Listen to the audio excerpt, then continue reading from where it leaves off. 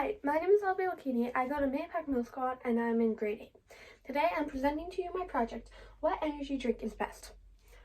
The question of my project is, which energy drink is best to drink after exercising to replenish your electrolytes and avoid dehydration? Now, the purpose of my experiment is my brother gets very bad dehydration migraines, so I want to see if the energy drinks that he is drinking is really worth him drinking, because I want to see if they are helping him avoid the dehydration and making him better. Some materials I used was a multimeter, uninsulated copper wiring, straws, 2 multimeter probes, a 9-volt battery, and 3 alligator clips. Now, the purpose of the multimeter in my experiment was to measure the flow of electrical charge in the solution to determine the amount of electrolytes in the liquid.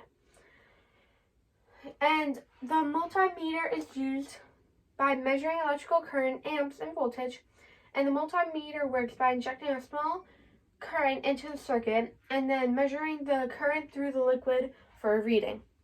Now, you might be asking yourself, why are electrolytes important? Well, they help balance the amount of water in your body, they help regulate pH levels, and they also help rebuild muscles. Without electrolytes, you can get very severe dehydrated, or even worse, you can end up in the hospital because of how dehydrated you are. Now, you might be asking, what is dehydration? Well, dehydration is the loss of water from the body at a faster rate than it can be replenished. And you can get dehydrated when you sweat after working out because electrolytes come out of your sweat. And also minerals like sodium, calcium, potassium, chloride, phosphate, and magnesium. These are essential for you to stay alive. They help rehydrate your body after exercising, being sick, or even sweating a lot. And you can get these from eating or drinking water. Without them, your body will not be able to regulate temperature or function properly. And in my experiment, the uninsulated copper wiring was used because it had non-coating or conductive material on it, and it was used to complete my circuit. And I used the equation G equals I divided by V. G is the electrical conducts, and the I is the amperage, and the V is the voltage. And I used this to measure the conductivity of each liquid because when electrolytes dissolve, they have the ability to transmit electricity. Now, for my preparation, first, in order to make the probe that I would dip into the water, I had to cut 2.5 inch of straws and then 2 4-inch of the copper wiring because I had to make sure that I would be able to fit in the bottom of the cup. Next, I would measure 1/3 of all the liquids and place them into each individual cup. Then I would start testing by dipping my probe into the liquid and taking my reading. Now, my hypothesis is, if I test different sports drinks and electrolyte packets, then the tap water with the hydration packet will have the most electrolytes because I'm directly placing the electrolytes into the water. Then it will rise the amount of electrolytes that are already in the water. Now, for my trial, I lined up all my drinks and I started testing with the multimeter.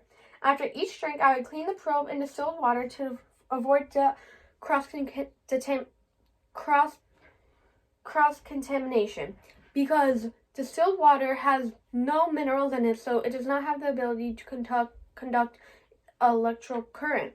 So when dipping it, it's kind of like cleaning the probe to be ready so I would not cross-contaminate. And then I would take my reading of each liquid twice to make sure that they were consistent each time, and they were. After each liquid, I would record the amperage and the voltage, and this is what my setup looked like.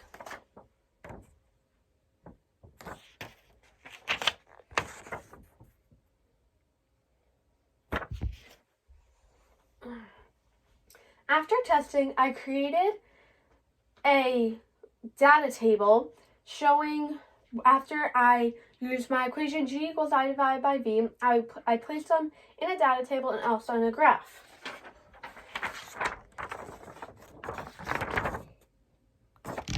Placing it in a data table and a graph helped me visualize and make it easier for me to read than just reading off a sheet of paper. So my conclusion was I disagree with my hypothesis because the drink that I thought would have the most conductivity was the hydration packet, but it only had a conductivity of 9.3.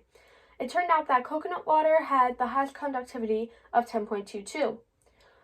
So after analyzing the data, it suggested that coconut water had the highest conductivity of electrolytes. In addition to reviewing the nutrition facts of the drinks, coconut water included more electrolytes, including sodium, calcium, potassium, phosphate, and magnesium. Meanwhile, the only drinks only contained sodium as the electrolyte source. So I recommend coconut water to my brother because it has the most electrolytes and the highest conductivity than the rest for when he feels dehydrated. And I would also recommend it to everybody else after they work out or perform intense physical activity. So some variables in my experiment were the independent, which was different sports drinks, dependent, amount of electrolytes in the drinks, and controlled distilled water, equal amounts of the liquid, and the temperature. As I said before, the distilled water was used to clean the probe, and also the temperature reader, the thermometer that I would dip into each liquid to make sure that I would not cross-contaminate. And I did equal amounts of liquid because you have to make sure that you have equal amounts, because when you dip the probe in, if it goes in too far or not far enough, then you can get different readings. It has to be the same all the way at the bottom of the cup. And I also did the temperature because I did not test, but using my knowledge from science class, I know that electrolytes and atoms move at different rates at different temperatures. So I had to make sure that they were same, because if one was too cold or too warm, then they would move at different speeds, and one could get a false reading because they were not the same. And some things that I would do in the future would be testing for sugars in the drinks, because you do not want to have a lot of sugar in your drink. You want to have more of like protein and electrolytes, but sugar will not help you in a drink. Also, different types of sports drinks, because I only tested the ones that we have in our house. Meanwhile, other people like different things. So I want to test some of the more popular, like Prime and other energy drinks, to see how other people are getting their electrolytes and if it's really helping them get their electrolytes. I would also like to test a more variety of hydration packs, because as I said, for the drinks, we only have a certain type of electrolyte packets, and other people use different electrolyte packets, so I'd like to see if there's a difference in them. And that's some things I would do in the future. Thank you.